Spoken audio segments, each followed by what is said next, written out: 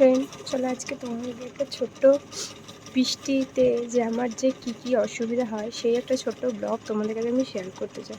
অবশ্যই তোমরা দেখো, জানি সবাই ভালো ভালো ভিডিও দেখতে পছন্দ করো, কিন্তু আমি যে কীভাবে থাকি একটা ছোট বাচ্চাকে নিয়ে, সেজন্যই এই ছোট্ট একটা ব্লগ করলাম। জানি ভিউজ হবে না, তা আমি একটু চেষ্টা করলাম একটা ভিডিও করার।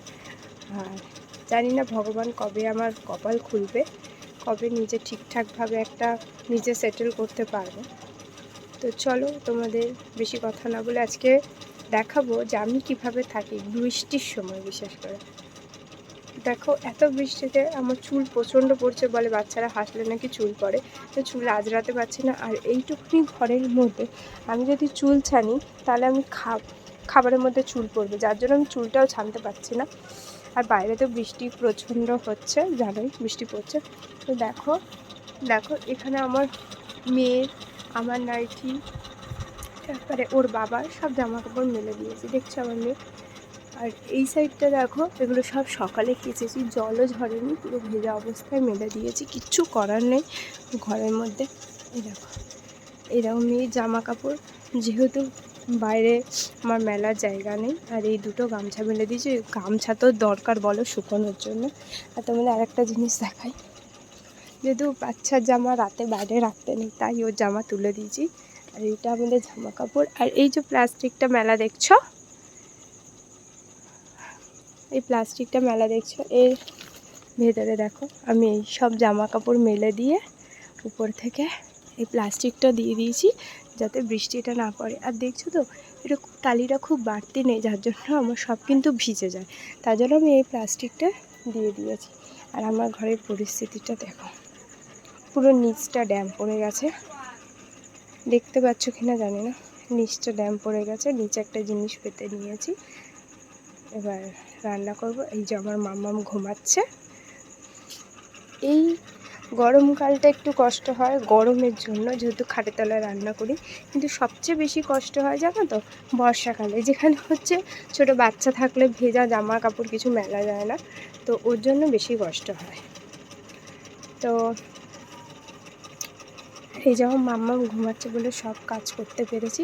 দেখো টয়লেট করে করে ভিজিয়েছে, কিছু করার নেই, বাচ্চা মানুষ যখন টয়লেট করবে, হাগিস ওকে পড়াই না সেরকমভাবে।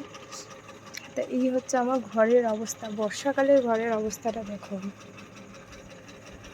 তোমাদের কিছু দেখালাম। আরেকটা জিনিস দেখাই, এইটা যদি এই ঘরের পরিস্থিতি হয়, তাহলে আমি কোথায় কি জিনিস রাখবো না রাখবো বলো।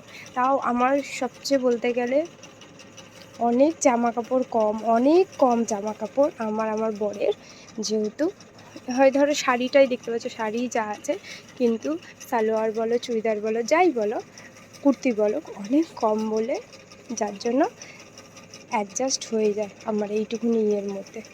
বুঝতেই পারছো, দেখো এখানে আমার মাম্মামের ড্রেস আমার মায়ের বাড়িতে আছে, আর আমার কয়েকটা সায়া আর আমার বরের জামা কাপড়, নাহলে এত কিছু ধরতো না।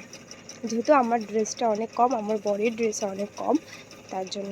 দেখো দুটো কাপড়ের নিচের মধ্যে হচ্ছে চাদর আছে, আর টুকটাক দেখো প্রেশার কুকার, মেয়ের জলের বোতল, টুকটাক ডাব্বা ডুব্বি রাখি। আর নিচে যেহেতু বাইরে রাখি না, কারণ বাসন রাখলে নোংরা হয়ে যায়, আর তোমার ছুঁচো না প্রচণ্ড উৎপাত করে এই ঘরে। এখান থেকে এই যে ছুঁচো ঢুকে যায়, জানো তো, প্রচণ্ড ছুঁচো ঢুকে যায়, খুব অসুবিধা হয়। আর এই দেখো আমার মেয়ের এখানে হচ্ছে মেয়ের ওষুধপালা, আমার গার্ডার ফাডার এই সব কিছু আছে। তো এই হচ্ছে আমার ঘরের অবস্থা। তো ভালো লাগলে অবশ্যই একটা লাইক করো, সাবস্ক্রাইব করো।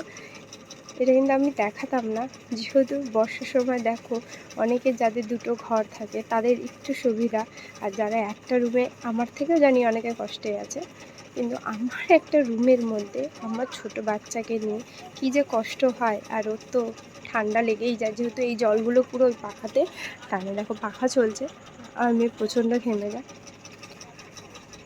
তো চলো, ভালো লাগলে অবশ্যই একটা লাইক করো।